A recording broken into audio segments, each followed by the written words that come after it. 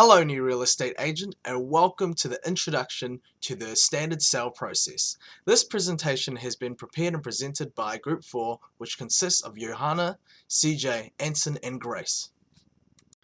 As you can see, today we will be going through the 6 key milestones of the standard sale process of a fee simple property. Today we'll be going over your statutory and regulatory requirements as required of a real estate agent. Basically your do's or don'ts, with a bit of help from some case law. We hope by the end of this video you have a better idea of the Real Estate Agents Act 2008, as well as avoiding Section 72 and Section 73, which we have more guidance on a document called Part A. The first key milestone is engaging a vendor client. Section 6 and Section 121 of the REAA 2008 state that a holder of a license, whether an individual or a company, must display the required information. This shows that you follow the standard professional competence and professional conduct. Rule 9 of the REAA 2012 Client Care Rules also state to act in the best interest of the client and make sure they are not put under pressure by you. We use the case example here. The second key milestone is taking the vendor's property to market. So, once you have your residential agency agreement sorted out, it's time to form market opinion so you can sell this house. But for that one, with advertising, you need to be very careful. So, Rule 6.4 of the REAA 2012 Client Care Rules state that you are not to mislead or withhold information. We use a case example for this with the storage unit. We also advise having property inspection reports and information packs for the buyers. More information can be found on the REA website. Disclosure is also very important. To talk about defects, Rule 10 of the REAA 2012 Client Rules illustrate this. We also use a case example with a real estate agent in Te not disclosing gang connection of a property to the buyer. The third key milestone is receiving offers from potential purchasers. Rule 10 and Rule 11 of the REAA 2012 Client Care Rules illustrate these and the importance of keeping records and disclosing all offers to the vendors. We also refer you to the REA website with more information on multi-offers. I now pass it on to Grace.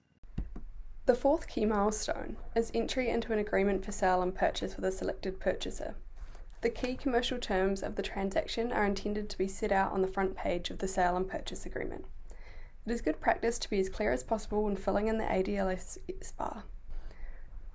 Rule 9.7. Before a prospective client, or customer signs an agency agreement, a sale and purchase agreement, or other contractual document, a licensee must recommend that the person seek legal advice and ensure that the person he or she can or may need to seek technical or other advice and information, and allow that person a reasonable opportunity to obtain the advice. The fifth milestone is payment of a deposit.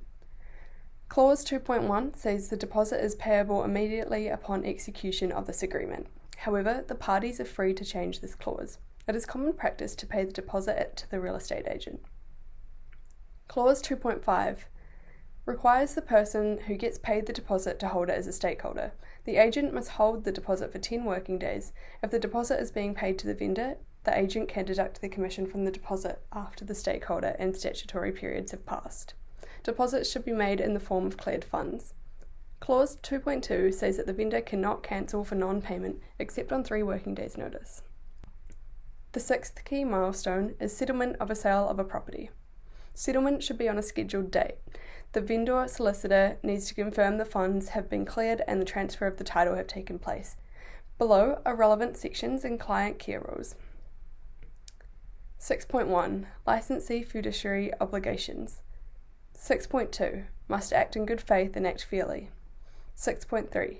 Licensee must not engage in conduct that industry and distribute. Referring to the cases below. 1. The committee found that licensee 1 had engaged in unsatisfactory conduct under Section 89(2)(b) of the Act. The decision was also made with reference to the Real Estate Agent Act 2012, Rules 5.1, 6.2, 6.4. Licensee 1's advertising of the property was inaccurate and misleading, and Licensee 1 failed to adequately convey to the complainant that the storage unit was not included with the property prior to the purchase of the property. Thank you, Grace, for that. Once again, thank you for watching and all the best in your real estate journey. This has been Group 4 with Anton and Grace presenting and Johan and CJ preparing. We leave you with the 6 key milestones and a reference list.